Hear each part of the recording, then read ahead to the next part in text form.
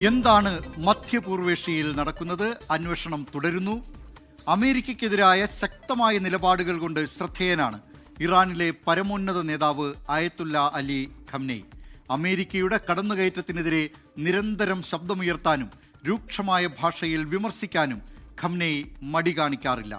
ഇറാനെ ആക്രമിച്ചാൽ മേഖലയാകെ യുദ്ധത്തിലേക്ക് നീങ്ങുമെന്ന് വിളിച്ചു പറഞ്ഞ ഖംനെയി അമേരിക്കയ്ക്ക് വൻ തലവേദനയാണ്.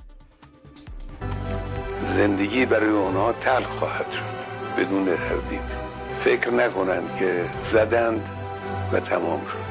نه، کار رو اونها شروع کردند و جنگ به راه انداختند. 47 വർഷമായി അമേരിക്കയ്ക്ക് ഇറാനെ തകർക്കാൻ കഴിഞ്ഞിട്ടില്ല. നിങ്ങൾക്ക് ഇനിയൊരിക്കലും അത് ചെയ്യാൻ കഴിയില്ല.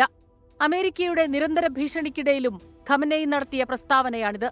അമേരിക്കയുടെ പശ്ചിമേഷ്യൻ മേഖലയിലെ ഇടപെടലുകൾ, ഇറാനെതിരായ ഉപരോധങ്ങൾ എന്നിവയാണ് അമേരിക്കൻ വിരുദ്ധ നിലപാടിൽ ഉറച്ചു നിൽക്കാൻ ഖമനയിയെ പ്രേരിപ്പിച്ചത്.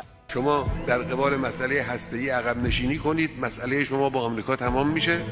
نه آقا، قضیه موشک پیش میاد. چرا موشک داریم؟ از قضیه موشک مایوس بشن، قضیه مقاومت پیش میاد. چرا شما از حزب الله، از حماس، از فلسطین چرا حمایت میکنید؟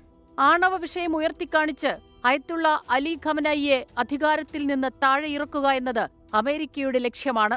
ഫലസ്തീൻ പോലുള്ള രാജ്യങ്ങളിൽ ഇസ്രയേൽ നടത്തുന്ന മനുഷ്യക്കുരുതിയിൽ ഗൾഫ് രാജ്യങ്ങൾ മൗനം പാലിച്ചപ്പോഴും ശക്തമായ നിലപാടാണ് ഖമനയി സ്വീകരിച്ചത്. 1953 ജനാധിപത്യപരമായി തെരഞ്ഞെടുക്കപ്പെട്ട മുഹമ്മദ് മുസദിഖിനെ അമേരിക്കയും ബ്രിട്ടനും ചേർന്ന് അട്ടിമറിച്ചതിനുശേഷം മുഹമ്മദ് റസ പഹ്ലവിയുടെ നേതൃത്വത്തിലുള്ള ഭരണകൂടമാണ് ഇറാനിലുണ്ടായത്. പാശ്ചാത്യ ശക്തികൾക്ക് സ്വാധീനമുള്ള ഭരണകൂടമായിരുന്നു അത്. 1979 ഇസ്ലാമിക വിപ്ലവത്തോടെ ഇറാനിൽ പുതിയ ഭരണകൂടമുണ്ടായി. അയത്തുള്ള റൂഹുല്ല ഖമനയി ഭരണത്തിന് നേതൃത്വം നൽകി. അമേരിക്കയെ ദി ഗ്രേറ്റ് സാത്താൻ എന്നാണ് ഖമനയി അന്ന് വിശേഷിപ്പിച്ചത്. റൂഹുല്ല ഖമനയിയുടെ പിൻഗാമിയായാണ് 1989 മുതൽ ഇറാന്റെ പരമോന്നത നേതാവായി 86 വയസ്സുള്ള അയത്തുള്ള അലി ഖമനയി എത്തുന്നത്. Islamic Revolutionary Guard Corps, Basij അർദ്ധസൈനിക സേന എന്നിവയാണ് ഖമനയുടെ പ്രധാന ശക്തി. 1939 ഏപ്രിൽ 19 ജനിച്ച് ഇറാനിലെ മഷദിലും ഇറാഖിലെ നജാഫിലും ഖമനയി മതപരിശീലനം നേടി. ഇറാനിയൻ രാഷ്ട്രീയത്തിൽ ലിബറൽ പരിഷ്കരണവാദം ഖമനയി അവതരിപ്പിച്ചു.